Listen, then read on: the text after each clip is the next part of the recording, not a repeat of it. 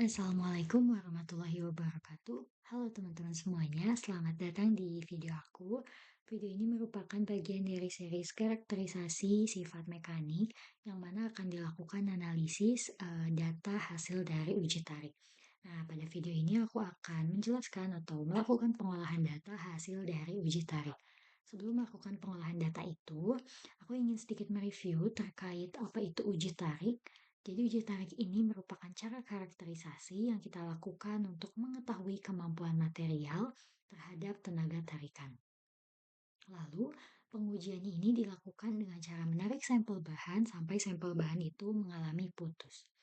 Untuk peralatan yang nantinya digunakan pada uji tarik ini akan merekam data tegangan atau stres dan data regangan atau strain. Untuk contoh dari kurvanya, ini adalah contoh dari kurva stres-strainnya. Jadi data regangannya ini akan diplotkan pada sumbu X dan data tegangannya ini akan diplotkan pada sumbu Y. Nah, ini adalah bentuk contoh salah satu contoh dari bentuk kurva stres-strain. Tapi bentuk ini akan berbeda-beda tergantung pada jenis atau sifat dari bahan yang kita ujikan.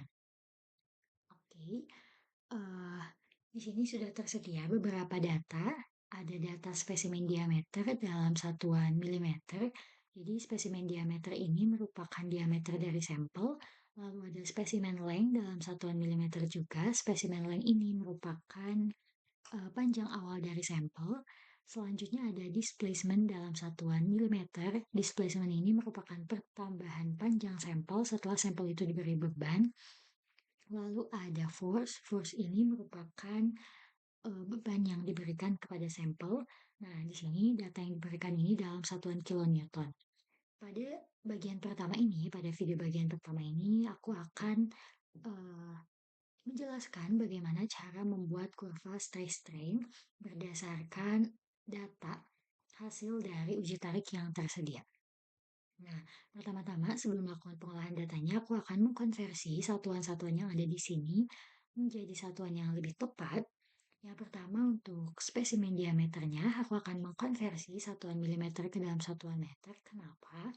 Karena untuk nilai diameter ini, nilai dari spesimen diameter ini akan aku gunakan pada penentuan spesimen area atau luas penampangnya, yang mana untuk luas penampang ini satuannya adalah meter pangkat 2. Nah, untuk mengubah satuan diameter, untuk mengubah spesimen diameter, yang ini satuan milimeter ke dalam meter, bisa kita lihat, takutnya lupa lagi cara mengkonversinya. Jadi, dari milimeter ke meter ini bisa kita ini bisa kita bagi dengan 1000 atau kita kalikan dengan 10 pangkat minus 3. Oke, aku akan membaginya. Kita klik. Nah, bagian nilai dari spesimen diameternya lalu dibagi dengan 1000. Kita klik enter. Selanjutnya untuk spesimen lengthnya ini akan aku ubah satuannya dari satuan milimeter ke dalam satuan sentimeter. Bisa kita bagi dengan 10 atau kita kali dengan 10 pangkat minus 1. Oke, kita klik pada data bagian spesimen lengthnya ini, lalu kita bagi dengan 10. Dan klik enter. Selanjutnya untuk spesimen radius, kenapa aku menentukan spesimen radius? Karena nilai dari spesimen radius atau jari-jari ini akan aku gunakan untuk penentuan spesimen area atau luas penampangnya, di mana untuk rumus dari luas penampang adalah A sama dengan P dikali R pangkat 2, karena data yang tersedia di sini dalam bentuk diameter, jadi aku akan mengubahnya ke dalam bentuk jari-jari. Untuk mengubah ke dalam bentuk jari-jari, bisa langsung saja kita klik data pada bagian diameter ini, kita bagi dengan 2.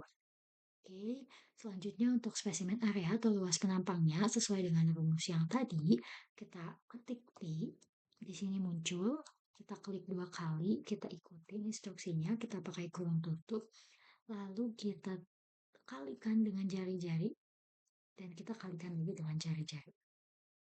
Oke, kalau udah kita enter, dan ini adalah nilai dari spesimen area atau luas penampang dalam satuan meter pangkat 2. Selanjutnya, karena data-data di atas ini sudah kita konversi satuannya, Data yang bawah juga akan kita konversi. Yang pertama, aku akan mengkonversi satuan dari displacement ini ke dalam satuan senti. Kenapa? Karena untuk perhitungan nilai strainnya nanti, aku akan menggunakan satuan sentimeter. Oke, untuk rumus dari untuk konversi dari milimeter ke sentimeter ini sama dengan perhitungan length yang ini. Jadi bisa kita bagi dengan 10. Kita klik pada data bagian displacement ini, lalu kita bagi dengan 10, kita klik enter, kita klik 2 kali agar otomatis dia ke bawah. Lalu selanjutnya untuk konversi nilai force dari satuan kilonewton ke newton ini bisa kita kalikan dengan 1000 atau kita kali dengan 10 pangkat 3. Kita klik pada data pertama bagian force ini, lalu kita kalikan dengan 1000. Kita klik enter, lalu apakah bisa diklik 2 kali? Nah, ini tidak bisa, langsung aja kita tarik sampai bawah.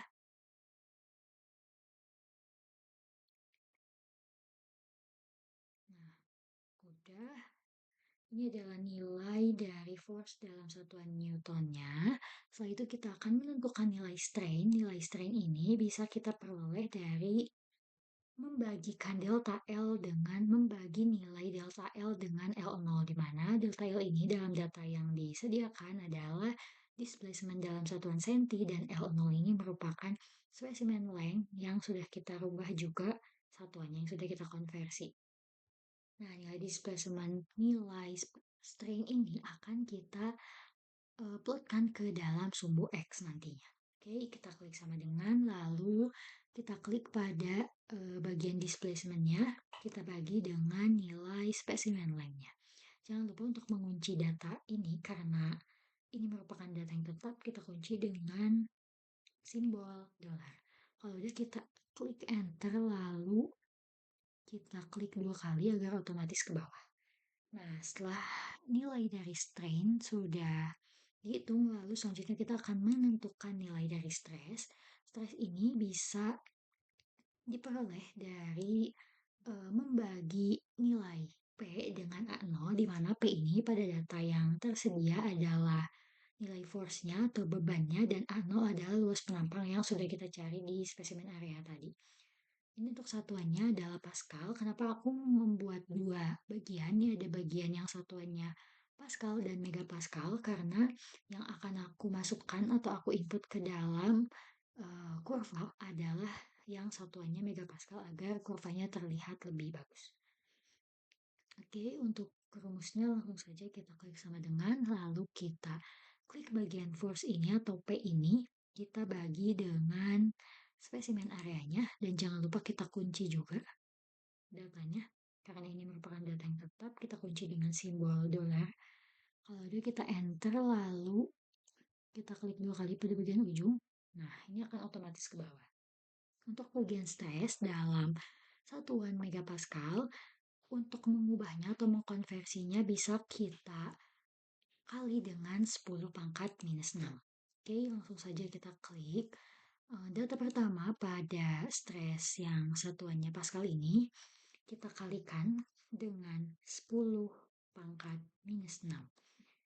Kita enter, lalu setelah itu kita klik 2 kali. Nah, ini akan otomatis ke bawah.